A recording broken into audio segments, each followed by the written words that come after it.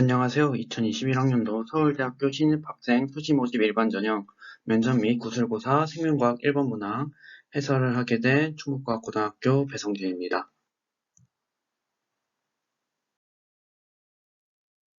서울대학교 2021학년도 1번 문항에서 물어본 거는 포도당으로부터 비타민 C가 합성되는 과정을 제공해주고 이에 대한 진화적 근거를 유추해 보자라는 제시문이 주어졌습니다. 학생 여러분들의 교육과정 안에서 포도당을 이용해서 비타민C를 합성할 수 있다. 사실을 사실 배우지 못했을 뿐더러 그것에 대한 내용이 교육과정상 안에서 등장하지 않습니다. 학생 여러분에게는 사실 이게 익숙하지 않은 제시문일 수 있겠지만 사실 여기에 우리가 주목해야 될 것은 이 비타민C가 합성된다는 것이 아니라 여기 주어진 자료를 보면 알 수 있듯이 익숙한 자료 형태에서 모의고사라든지 우리가 문제 속에서 많이 접한 형태로 자료가 주어져 있는 것을 볼 수가 있습니다. 대표적으로 이런 자료가 비들과 테이텀의 붉은빵 곰팡이 실험에서 이러한 재료들이 제공이 되죠. 그래서 우리는 이 문제를 접근할 때 우리가 기존에 이미 알고 있었던 생명과학 2에 등장하는 비들과 테이텀의 붉은빵 곰팡이 실험을 생각하면서 이 문항에 접근을 하면 되겠습니다.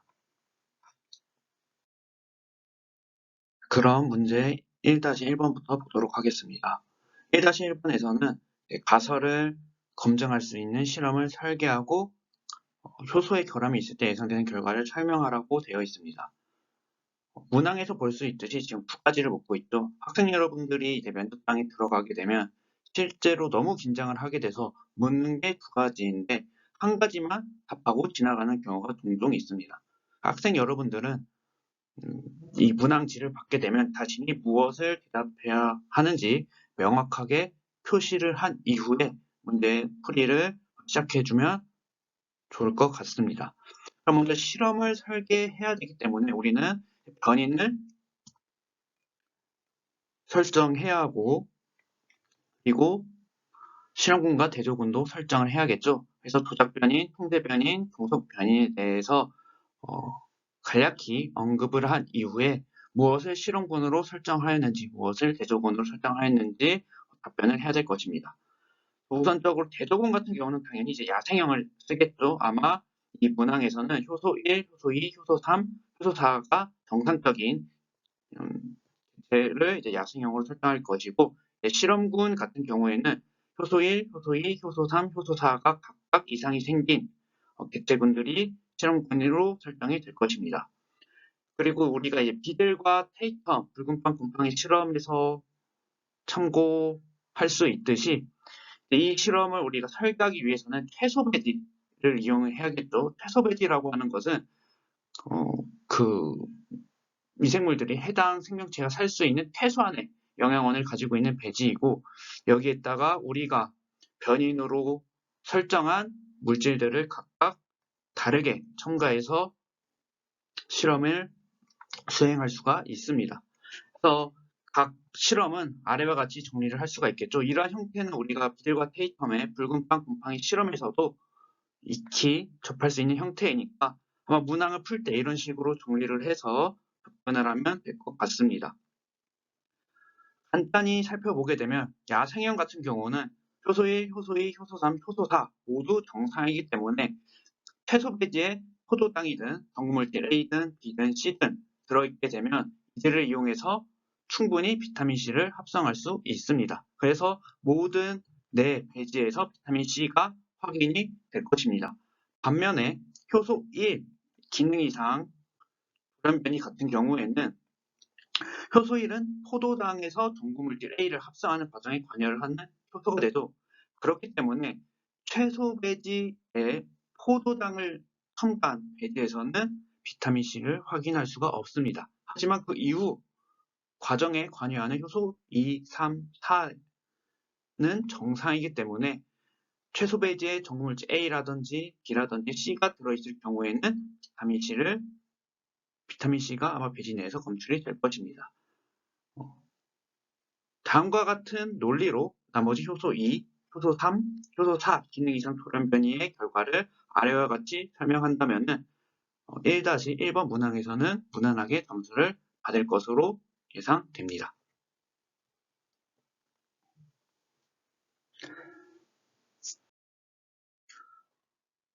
자, 다음으로 1-2번 문항 살펴보도록 하겠습니다. 선생님이 봤을 때 이 제시문 문제 1번에서 가장 당락을 가렸을 것 같은 문항이 1-2번 문항입니다. 이제 학생 여러분들이 지식적으로 접근하기에는 문제가 난해할 수 있었다라고 생각을 하고요.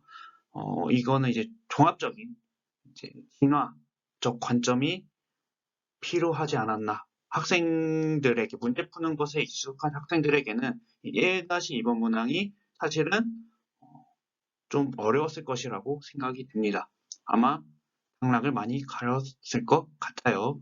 그래서 이제 이 문제를 먼저 보게 되면 이 문제에서 가장 포인트는 비타민C를 합성하지 못하는 모든 동물에서 효소 4 유전자의 일부가 소실되어 효소 4가 기능하지 않는다는 사실을 확인하였다.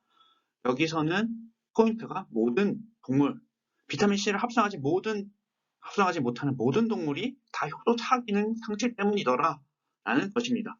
효소 4가 기능 상실을 했다는 것은 우리가 생명과학을 배웠던 것으로 이야기해보면 아마도 DNA의 돌연변이가 발생했을 것이고 그 돌연변이가 아마 이 효소4 아모아 지역의 돌연변이가 기능 상실을 유발했을 것이다 라고 생각을 할 수 있습니다. 이 문제에서 또 추가적으로 힌트로서 주어진 게 물질 대사 과정의 전구 물질들이 비타민C 합성하는 과정에서 포도당에서 비타민C가 합성되는 과정에서 나오는 물질들이 여러 다른 물질 대사 과정에서도 사용될 수 있다라고 되어 있습니다. 그래서 우리가 이 문제를 접근을 해보면은 우선적으로 효소사가 기능하지 못하여도 외부에서 비타민C를 섭취한다면 생명체, 세포 유지에는 이상이 없다는 것을 알 수가 있습니다. 효소사 기능 상실 동물들이 존재를 하고 있으니까 이 대지문에 따르면 존재하기 때문에 효소사가 기능하지 못하여도 크게 보면 개체, 작게 보면 세포에는 치명적인 영향을 주지 않는구나 라는 사실을 알 수가 있고 이는 즉 효소4의 유전자 소실이 세포의 물질 대사에 크게 영향을 주지 못한다는 사실을 알 수가 있습니다. 그럼 나머지 이제 효소 1부터 3에는 어떤 영향을 미치느냐를 우리가 생각해 봐야 하는데 이를 위해서 우리가 생각해야 될 거는 이 돌연변이라고 하는 것은 무작위로 생기잖아요. 그렇죠? 돌연변이는 무작위로 발생하기 때문에 분명히 효소 1, 효소 2, 효소 3을 암호화하는 DNA 유전자 지역에도 아마 발생을 할 수밖에 없습니다. 발생이 될 수밖에 없는데 바로 왜 비타민C를 합성하지 못하는 동물 중에 효소 1이나 2나 3 기능 상실 동물이 존재하지 않느냐 이 제시문에서 왜 존재하지 않을까요? 즉 존재할 수가 없는 거죠. 너무나 치명적이기 때문에 효소 1, 효소 2, 효소 3의 기능 이상 돌연변이가 각각 생긴다면 이는 개체에게 매우 치명적인 영향을 주기 때문에 존재하지 않는다. 즉 생존을 할 수가 없다라는 사실을 우리가 떠올릴 수 있을 것입니다. 그렇기 때문에 효소 4의 유전자 소질 같은 경우는 세포 내에서 일어나는 물질 대사에 큰 영향을 주지 않지만 효소 1부터 3까지의 유전자 소실은 여기서 만들어지는 이 과정 속에서 만들어진 전구 물질들이 정말 다양한 예를 들면 세포의 생명 유지에 필수적인 물질 대사 과정에 관여하는 전구 물질들이 존재를 해서 아마도 여기에 효소 1이나 2나 3의 이상이 생기면은 세포가 정상적으로 살아갈 수가 없다. 즉 개체가 생존할 수가 없다라는 사실을 우리가 추론할 수가 있을 것 같습니다.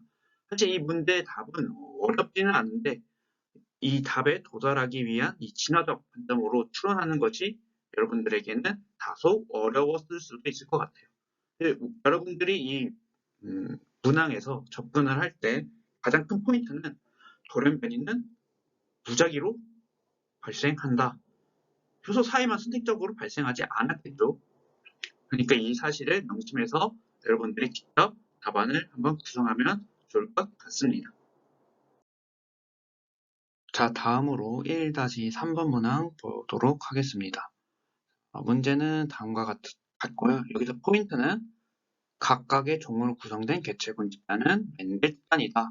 이 멘델 집단이 무엇인지는 여러분들이 인터넷 검색이나 그런 것을 통해서 쉽게 알 수 있으니까 한번 확인해 보면 되고요. 멘델 집단이 주어진 게 중요한 이유는 이 멘델 집단은 밑에서 이야기할 하디-바인-베르크의 법칙이 성립하는 집단이라는 점입니다. 지금 이 문제에서 우선 하디-바인-베르크의 법칙을 설명하라고 되어 있죠. 하디-바인-베르크 법칙의 요점은 개체군이 세대를 거듭하더라도 원래의 유전자 구성 비율이 변하지 않는다는, 즉 유전자풀이 개체군의 유전자풀의 빈도가 변하지 않는다는 점입니다. 이 하디-바인-베르크 법칙이 적용되기 위해서는 조건이 필요한데요. 위에 써 있는 돌연변이가 없으며 개체군 내에서 돌연변이가 없고 환경 변화가 없다. 그리고 그 개체군이 충분히 크며 자연 선택이 일어나지 않는다라는 점입니다. 멘델 집단은 이 네 가지를 포함한 조건의 집단이기 때문에 이 하디-바인-베르크의 법칙이 성립하는 집단입니다. 지금 문제에서 사람과 그리고 개체군 A, B, C 모두 멘델 집단, 즉 하디-바인-베르크의 법칙이 성립하는 것을 알 수가 있으면 이 문제에서 묻는 제1유전자 라지 G와 스몰 g의 빈도가 세대를 거듭해도 변하지 않는다라는 사실을 우리가 알 수 있어야 됩니다. 사실 이 정도만 주어져도 여러분들은 주어진 그림자 옆에 선생님이 정리한 표를 쉽게 이해할 수 있어야 돼요. 자, 보게 되면 우선적으로 ABC, 개체군 ABC 같은 경우는 비타민 C를 합성할 수가 있습니다. 문제에서 주어졌을 때 맨 아래 괄호를 보게 되면 단 제1유전자 라디지 하나만 존재해도 효소사는 정상 기능을 한다 라고 되어 있기 때문에 사실 이 비타민 합성 여부만 보았을 때 개체군 A, B, C에서 나타날 수 있는 유전자형은 두 가지가 있을 거라고 일단 생각할 수가 있겠죠. 라지지를 갖는 개체와 라지지 스몰 g를 갖는 개체가 비타민 C를 합성할 수 있기 때문에 존재할 수 있을 것이다 라고 생각할 수 있는데 라지지 스몰 g를 가진 개체들이 암수쌍이 교배를 한다고 생각을 해봅시다. 그러면 우측에 선생님이 필기한 만약에 부모 세대에서 라지지와 스몰 g끼리 교배를 하게 되면 나올 수 있는 유전자형이 어떻게 되죠? 네, 라지지 나올 수가 있고 라지지 스몰 g 역시 나올 수가 있습니다. 그런데 스몰 g가 나오게 됩니다. 이 스몰 g 같은 경우는 대립유전자 라지 G를 가지고 있지 않기 때문에 효소사가 정상이지 않겠죠. 그렇게 되면 비타민 C를 합성하지 못할 것입니다. 이 사실을 통해서 사실 개체군 A, B, C는 세대를 거듭해도 유전자풀, 대립유전자의 빈도가 변화하지 않아야 되는데 만약에 부모 세대가 서로 이형접합, 즉 잡종인 경우에는 세대를 거듭하면 거듭할수록 유전자풀이 변할 수가 있겠죠. 그렇기 때문에 이 사실을 통해서 비타민 C를 합성할 수 있는 개체군 A, B, C는 모두 다 라지 G 유전자형만을 갖는 동형접합인 라지지만을 갖는 개체인 것을 우리가 알 수가 있습니다. 그렇기 때문에 라지 G의 유전자 빈도 P는 1이 되고 Q는 0입니다. 이 사실은 대립유전자 빈도 두 개의 빈도를 다 더하게 되면 1이 나올 수밖에 없는 사실은 우리가 알고 있어야 되겠죠. 반면에 비타민 C를 합성할 수 없는 사람의 경우에는 당연히 라지지를 가지면 안 되기 때문에 스몰 g만을 갖는 개체일 것입니다. 그러면 스몰 g를 두 개 갖는 스몰 g, 즉 스몰 g 동형 접합인 개체들만이 사람 개체군에 존재할 것이기 때문에 사람의 개체군에서 라지 g의 빈도 P는 0일 것이고 스몰 g의 빈도 Q는 1이 될 것입니다. 네, 이 문제는 크게 어렵지 않으실 거니까 이 정도로 하고 넘어가도록 하겠습니다.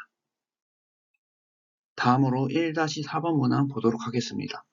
1-4번 같은 경우는 사실 여러분들이 쉽게 생각할 수 있을 것 같은데 이 답변을 어떠한 식으로 구성하는지가 꽤나 고민이 됐을 것 같아요. 먼저 보게 되면 여러분들이 너무나 잘 알고 있겠죠. 포도당이라고 하는 것은 우선 주요 에너지원입니다. 우리가 흔히 에너지원 하면 가장 먼저 떠오르는 것이 포도당이죠. 포도당이 미토콘드리아에서 이용이 돼서 이화작용을 통해서 ATP 합성에 이용이 된다라는 사실은 생명과학을 공부한 학생이라면 모두가 다 알 것입니다. 그럼 이것을 이용해서 어떠한 식으로 답변을 이쁘게 구성하느냐가 아마 이 1-4번의 포인트가 될 것 같아요. 자, 생각을 해보면은 지금 문제에서는 다 동물을 이야기하고 있습니다. 근데 이 동물들은 당연히 주요 에너지원이 포도당인데 생존을 위해서는 이 에너지원은 끊임없이 공급이 되어야 됩니다. 식물 같은 경우는 광합성이라는 과정을 통해서 스스로 이 포도당을 합성할 수가 있죠. 근데 그 반면에 동물 같은 경우는 종속 영양생물입니다. 즉 외부에서 끊임없이 에너지원을 섭취를 해야 합니다. 동물들이 가만히 있다고 해서 저절로 이 에너지원, 포도당을 포함한 이런 음식들이 불러들어오는 게 아니죠. 즉 동물들은 이 에너지원을 확보하기 위해서 끊임없이 먹이 활동을 해야 됩니다. 근데 말 그대로 먹이 활동이기 때문에 이 활동에도 에너지를 쓸 수밖에 없어요. 자, 이렇게 되면은 자, 포도당은 우리 생명 유지에서 필수적인데 에너지원으로서 필수적인데 이 포도당이 비타민 C 합성에도 유용이 된다면은 에너지원으로 사용될 포도당이 다른 물질 합성에 이용된다는 뜻이 되겠죠. 그렇게 되면은 비타민 C를 합성하지 못하는 생물보다 이 생물들 같은 경우는 포도당이 추가적으로 쓰이기 때문에 비타민 C를 합성하지 못하는 동물들보다 포도당 요구가 훨씬 더 높을 거예요. 즉 먹이 활동에 대한 요구가 증가할 수밖에 없습니다. 이는 즉 에너지 소모가 보다 증가할 수밖에 없고 결국 우리가 먹이 활동이 증가하게 되면 에너지를 필요로 하고 그러면 이 순환이 계속 반복되면은 먹은 대로 먹으면 또 에너지를 많이 쓰기 때문에 또 먹이 활동해야 되고 먹이 활동만 해서는 종족 보존이 될 수가 없겠죠. 객체군 보존이 될 수가 없습니다. 이 생명체들은 먹이 활동뿐만 아니라 생식이라든지 아니면 다른 종과의 경쟁이라든지 아니면 같은 종 안에서의 경쟁 혹은 다양한 상호작용에도 에너지를 쓰기 때문에 이러한 부분은 분명히 비타민 C를 합성하지 못하는 생물들은 비타민 C를 합성하는 생물들보다 이점으로 다가왔을 수가 있어요. 즉 포도당 요구가 상대적으로 적기 때문에 이를 다른 활동에 활용할 수가 있었다. 생식이라든지 경쟁이라든지 다양한 활동에 사용할 수가 있었기 때문에 아마도 얘네들이 비타민 C를 합성하는 생물들은 그런 이점이 있지 않았을까라고 우리가 추측할 수가 있고 이 문제 제시문에서 지금 영장류라는 것이 주어졌죠. 이 영장류는 이제 사람을 포함해서 그런 두뇌 활동을 하는 생물들, 생명체들이 많이 포함이 되어 있습니다. 그리고 이 포도당이라고 하는 것은 뇌의 주 에너지원입니다. 즉 뇌를 구성한 뇌세포들은 포도당만을 에너지원으로 사용될 수가 있어요. 즉 포도당을 덜 사용하면 뇌세포들이 보다 원활히 포도당을 공급받을 수가 있겠죠. 그렇게 되면은 뇌를 가진 생물들 같은 경우는 보다 두뇌 활동, 즉 정신 활동에 에너지를 사용할 수가 있었을 것이고 이는 분명히 생존하는데 이 지구상에서 적응하는데 큰 도움이 되었을 것이라 추측할 수가 있습니다. 자, 다음으로 1-5번 보도록 하겠습니다. 비타민 C를 생성하지 못하는 종의 분분화 과정을 유전자풀의 변화 요인에 근거하여 유추하시오 라고 되어 있습니다. 유전자풀 변화 요인은 우리가 배웠던 것에 의하면 생명과학 1에 나오죠. 돌연변이, 자연선택, 유전적 부동, 유전자 흐름이 있습니다. 이것에 대한 자세한 내용은 여러분들이 직접 교과서와 관련 서적을 참고해서 정리해 주시기 바랍니다. 자, 이 문제에 대해서 답변할 수 있는 방향이 크게 두 가지가 있을 것 같은데요.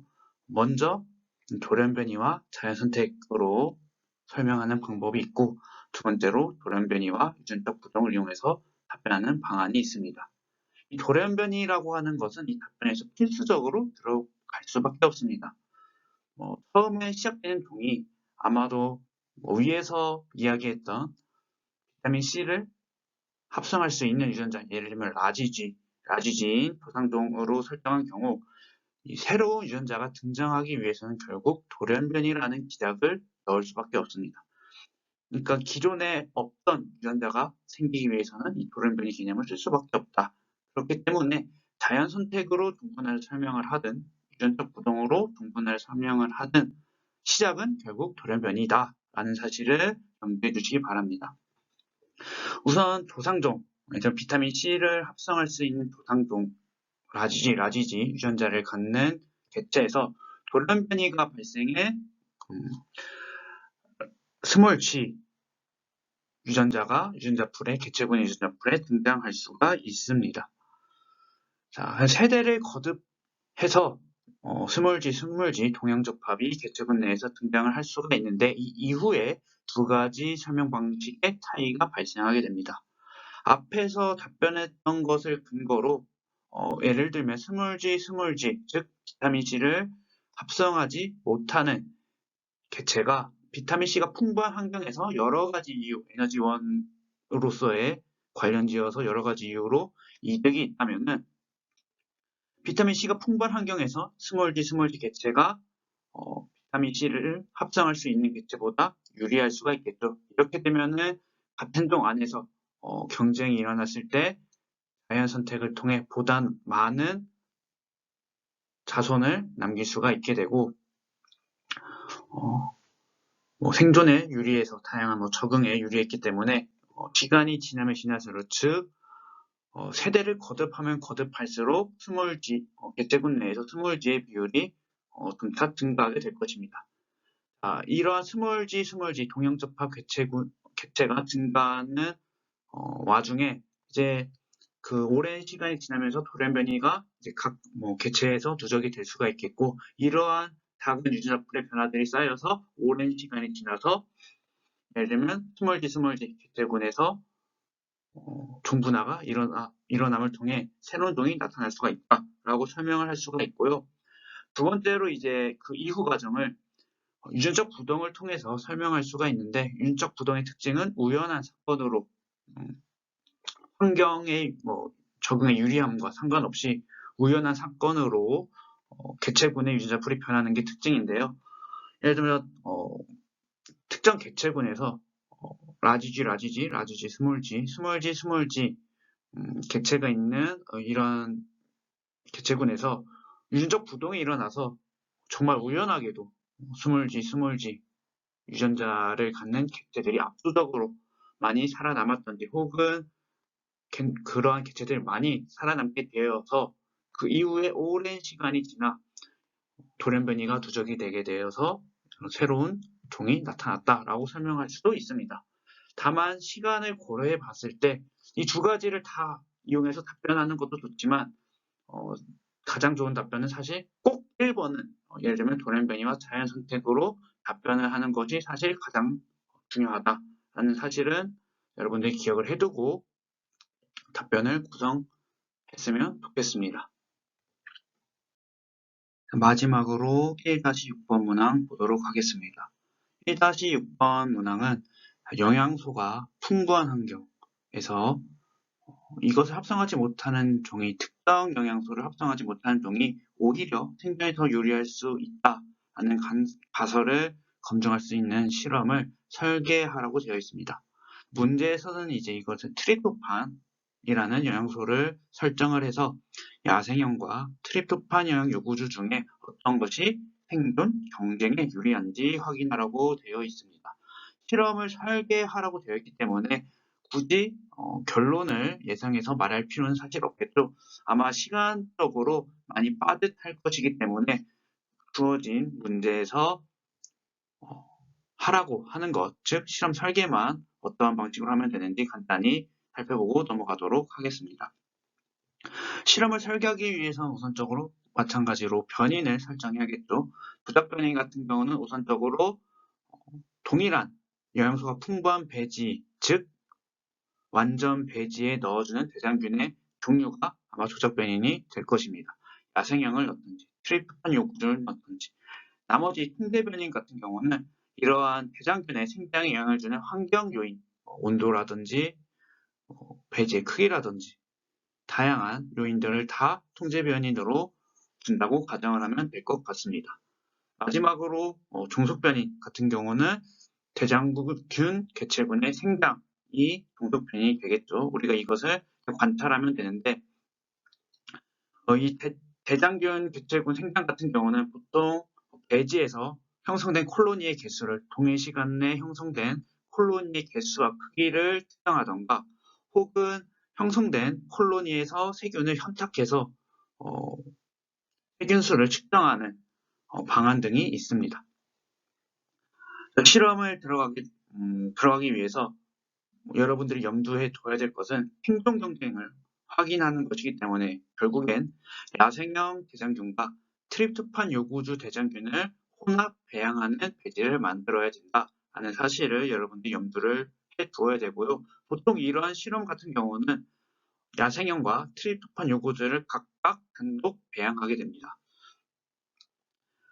그래서 보이는 것과 같이 완전 배지 3개 각각 1번 배지 같은 경우는 야생형을 단독 배양하고 2번에는 트립토판 요구주를 단독 배양하고 3번은 야생형과 트립토판 요구주를 혼합 배양하게 됩니다. 우리가 보고자 하는 것은 생존 경쟁이기 때문에 이 완전 배지에서 야생형과 트립토판 요구주 대장균이 단독 배양했을 때 모두 살아남아야겠죠. 우리가 이것을 1번 배지와 2번 배지를 통해 확인을 하고 둘 다 정상적으로 생존하였을 때 3번 배지의 결과를 보면 되겠습니다. 혼합 배양을 해서 두 대장균의 종류의 개체군 생장을 측정하면 되겠습니다. 그래서 어느 대장균이 야생형 혹은 트립토판 요구주 둘 중 어떠한 세균이 보다 빠르게 자라는지 확인을 한다면 만일 트립토판 요구주 콜로니가 더 빠른 속도로 혼합 배지가 더 빠른 속도로 생기고 우세하다면 우리가 이러한 결과를 통해 영양소가 풍부한 환경에서는 오히려 특정 영양소를 합성하지 못하는 종이 생존에 더 유리하다라는 결론을 내릴 수 있을 것입니다. 하지만 반대와 같은 결론, 즉 야생형이 보다 우세하게 혼합 배양 배지에서 자랄 경우에는 영양소가 풍부한 환경에서는 정상적인 종이 생존에 더 유리하다라는 결론을 내릴 수가 있겠죠.